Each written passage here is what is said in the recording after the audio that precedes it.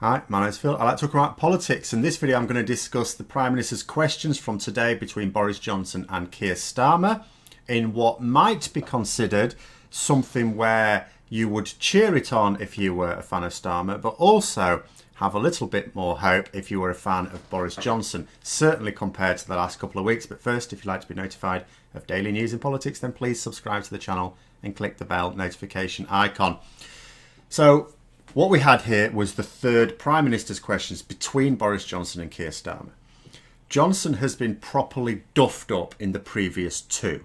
So badly, in fact, that even though an election is years away, people are openly talking about Johnson being ousted as if it's when, not if. So he needed to come back. Remember, Boris Johnson has completely sold his soul just to be Prime Minister.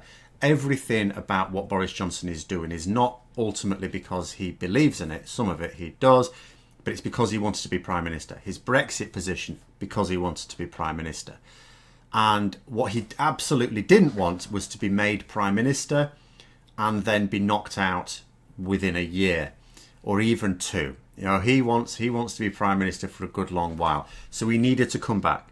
He's been in hiding for most of the past week. Hasn't really done any engagements at all. And I was wondering if it was to work on his PMQs performance, because people, especially after the last week, were saying Boris Johnson is just not preparing for this at all and it's not working. He's getting completely, well, duffed up. It's having his trousers pulled down every single week. So maybe he has actually just been not engaging with anything else and just focusing fully on this. And perhaps it was because he certainly tried a different tactic. There's no way Boris Johnson, even if he prepares properly, can possibly take Starmer on in an actual debate, because ultimately Boris Johnson doesn't have a defensible position. He's not getting things right. It's not possible to win on those grounds. So he needs to fool people who would like to support him.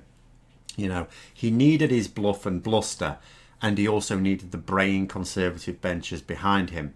Now, there's not enough in the chamber. There's a maximum of 50 MPs allowed in the chamber at the moment, so that's not enough to create the wall of noise he needs. However, it seemed clear to me that those who were there had been told to make what noise they could, because it definitely was on the increase.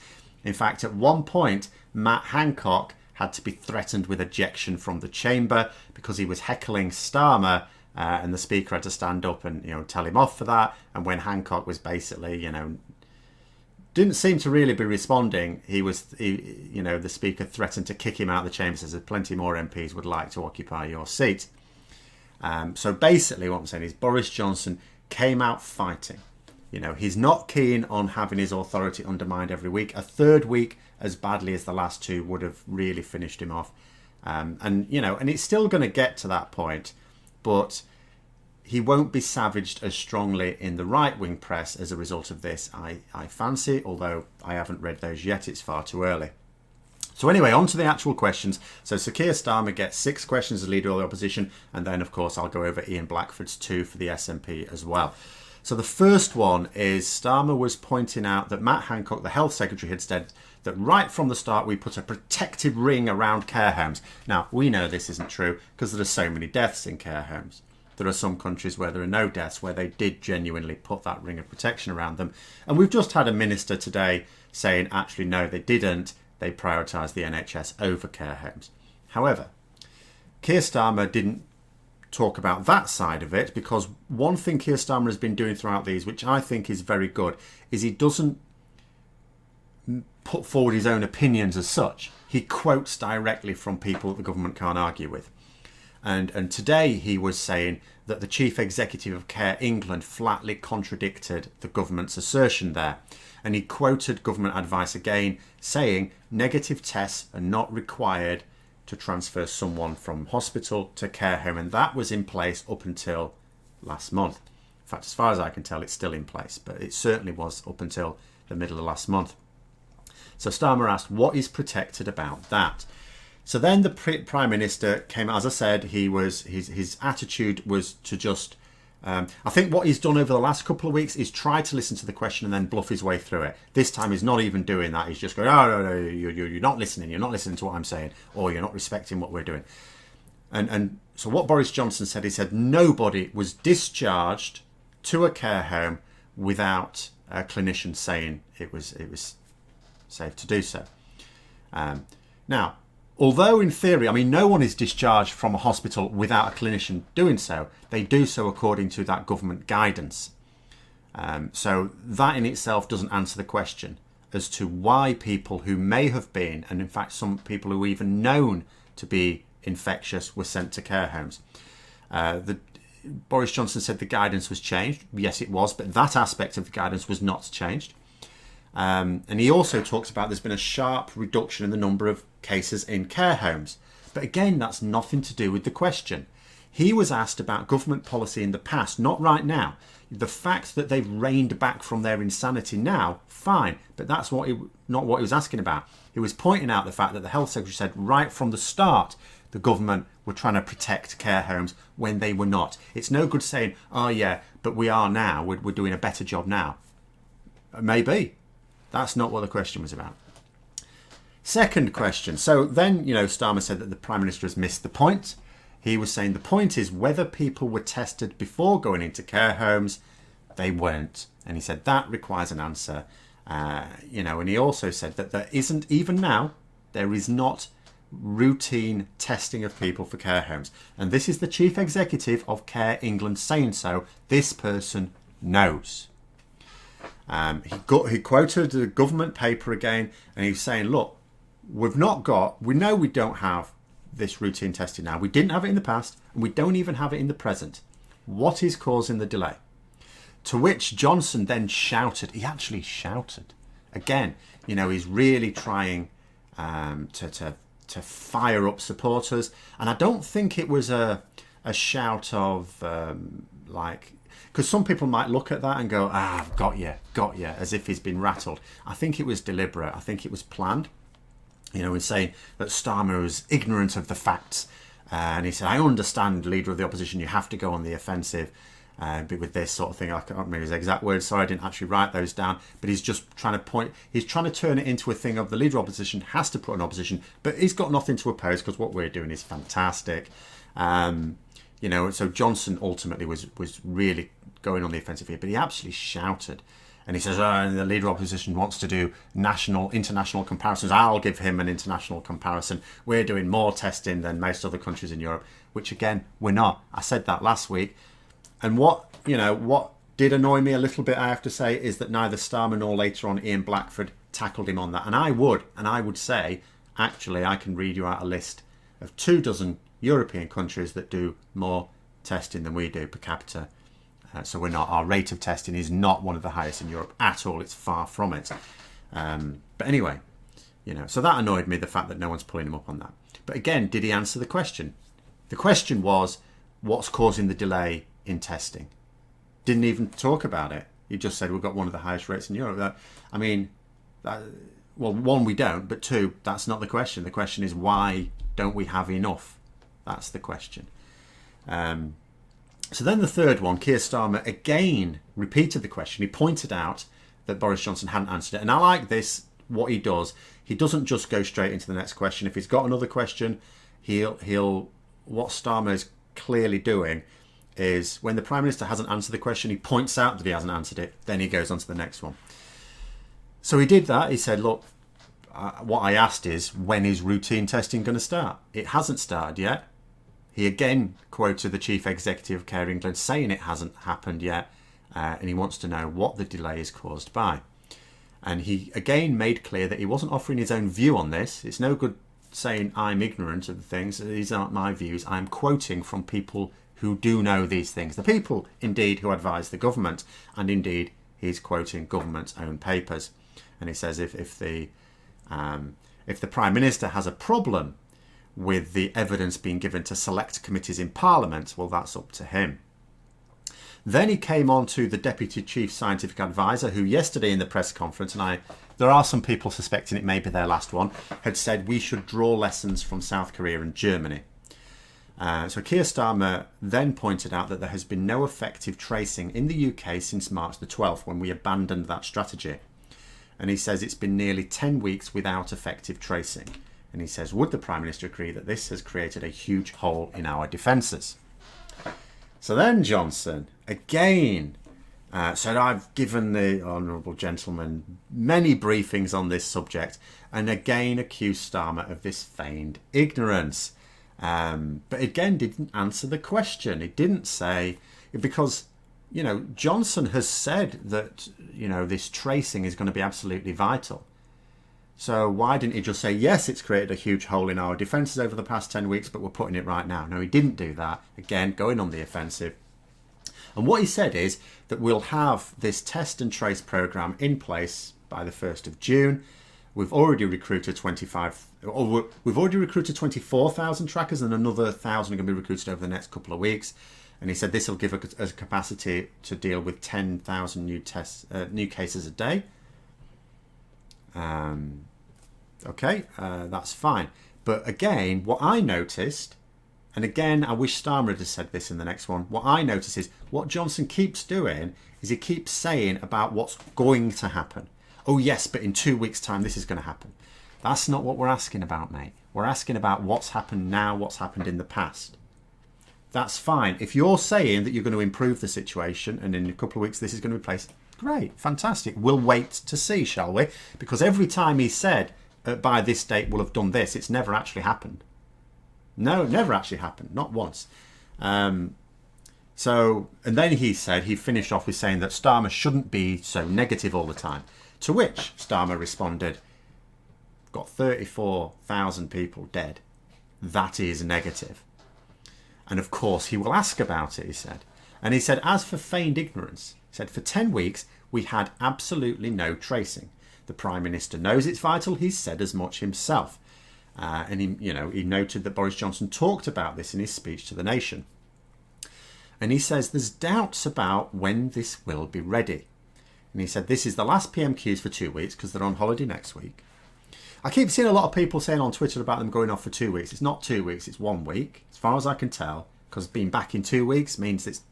But they have closed business for the rest of this week, which is a bit naughty. But anyway.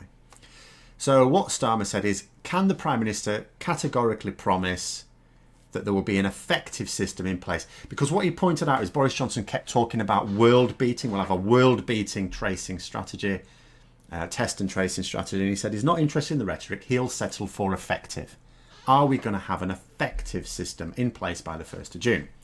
To which Johnson then said, and this was, a plus point for Johnson if you're going to give him this, says that Starmer's not listening to the answers. He said that we'll have this in place by the 1st of June. Now, here's the thing. He didn't. What he said is we'll have a test and trace programme in place by the 1st of June. What Starmer asked for, would we have an effective one in place by the 1st of June? So Johnson wouldn't answer that. However, if you're watching and you're not really paying attention, you might imagine that indeed Boris Johnson had already answered the question and Starmer maybe was getting a bit desperate. So I'm going to chalk that up as a point to Johnson there. He wasn't saying it was going to be effective. He wasn't pinned down on that. So that, Johnson got out of that one. His bluff and bluster worked on that one.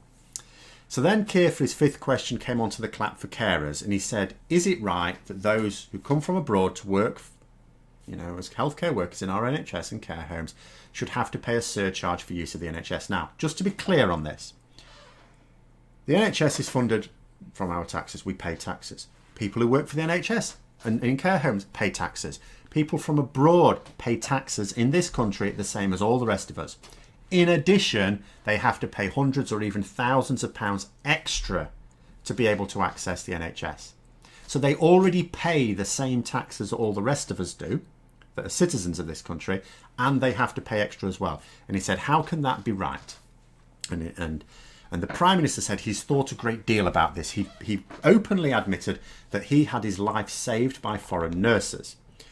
But what he basically, I'll tell you what he actually said and then I'll translate it. He said, the NHS needs funding, is a great deal of funding, and the contributions from this scheme do help raise those additional funds, and so they'll stay in place. So what he's basically saying is, he's not actually saying that it's fair. He's not trying to say that it's fair. He's just basically saying, do you know what, it brings in the readies, so Sodom. Then the 6th question, the final one. Remember, the final question, Boris Johnson already breathed a sigh of relief. It doesn't matter what Starmer says. Boris Johnson knows there's not going to be any comeback. So Starmer said he's disappointed as the Prime Minister knows how raw this is in the country. And he says, for a care worker, in order to pay their surcharge, they have to work for 70 hours just to pay off that fee. And he quoted a doctors' association who called this a great insult. This policy is a great insult. Because bear in mind, not only does this surcharge exist, but they're actually massively increasing. They're increasing it by about 50% this year. At a time like this. And he said that Labour will be tabling a motion to waive the surcharge for care workers, at least. And he said, would the Prime Minister support that? And the Prime Minister just, no. It says, we are investing more in the NHS than any time in the past, which is not true, of course, when you consider how much of it is just going into private hands. When you consider how much funding is actually just going to healthcare, no, they're not. But like I say, it's his sixth response. There's no comeback. He says what he likes. Then on to the SNPs, and Ian Blackford took up the same theme about foreign workers on the NHS, and he talked of the sacrifice of foreign care workers, but his focus was on the immigration bill. So Ian Blackford's focus was on the immigration bill, which describes people who work in the NHS, the vast majority of them, basically anyone below the level of a doctor, in fact, as unskilled workers on the starting salary. And he said, is the Prime Minister not embarrassed at the way we are treating care workers like this? To which Johnson responded that, the government values these workers immensely, and this bill is about controlling immigration, won't affect the needs of the NHS. It's not actually true, though, is it? Because it does say that they are unskilled workers and therefore much less likely to be able to come to this country and do that work. So that basically the government's going to have to make exceptions. And they will make exceptions. Don't get me wrong, I don't believe that this bill will stop people coming over here and working as nurses and paramedics, stuff like that, because they'll make exceptions. But remember, this immigration bill exists. Their supporters think it exists to keep people out. It won't keep anyone out, because the bottom line is, the government are saying that they'll make exceptions where it's necessary to fill shortages. The people who come from abroad to work in this country are filling shortages, and it makes no difference whether they're low-paid or high-paid workers. They're all filling shortages. So there'll basically be exceptions for everyone. But the immigration bill just sets out as government policy just how xenophobic we are. Then the second question from Blackford was saying that the reality is that we do not pay these workers enough. And this is what this policy is exposing. We're not paying them enough. And we've got this policy to block these people coming into the country and doing these jobs. And he says, will the Prime Minister clap on Thursday and hope nobody notices that he's given with one hand and rakes it in with another? Obviously, that's, Blackford knows that this is just for consumption of his supporters. The Prime Minister's obviously not going to go along with this. It's one of those things. It makes the point that actually that is what the Prime Minister is going to do. But, Johnson's response was to say, we've increased the living wage by a massive amount. They haven't. They've increased it. They've increased it, and don't knock that, but not by a massive amount, or even as much as they promised. But they have increased it, and that was it. That was basically his response to it. But even though they've increased it, these workers. The point is that these workers are still in the government's own made-up category of unskilled, based on that salary. No getting away from that. But anyway, that was Prime Minister's questions for now. I am going to eagerly look at the papers, particularly the right-wing papers on this one, to see what their verdict is. I strongly suspect that those who want to cheer Johnson on will have had a bit more ammunition to do it with this week. It'll be one of those things, if you're watching it and you're very much against Boris Johnson, you will have observed that he answered none of the questions, that the questions were reasonable, that he should have been able to answer them, and he was unable to answer any of them, that he did just bluff and bluster his way through. However, if you wanted to support him, you would have had a bit more material than you've had in the last couple of weeks. So that will be interesting. I would put this down as Boris Johnson will be quite pleased to have got through it. That's all he's done. He didn't win anything. He didn't beat Starmer. What I would think now, Boris Johnson has tried a different tactic. The last couple of weeks hasn't really worked because it plays to Starmer's strengths, the way he tried to approach it. He's trying now this shouting and this bluster and this accusing Starmer of feigned ignorance, and being disingenuous and just trying to oppose the government for the sake of opposing the government. That's what he's tried. So Starmer now needs to go away and go, right, how do we counter this? Because it's not enough for Starmer to get in critically minded people to see that he is winning, because that's beyond dispute. Johnson hasn't answered any questions today. That's 8 questions I've just gone through and he didn't answer any of them. 2 from the SNP and 6 from Labour. But that's not enough. You have to get those who want to support Johnson to see that he's floundering. So I would expect Starmer to come back, not massively change what he's doing, he doesn't need to, but to come back with something to counter what is Johnson's only trick left in the bag. So 2 weeks' time will be very, very instructive. And another thing, because one thing that Starmer did manage to get Boris Johnson to do was to promise that we will have test and tracing in by the 1st of June. Now, Starmer asked for effective. Boris Johnson didn't specifically say it would be effective. However, the fact that he did say that he'd answered Starmer's question implies it heavily.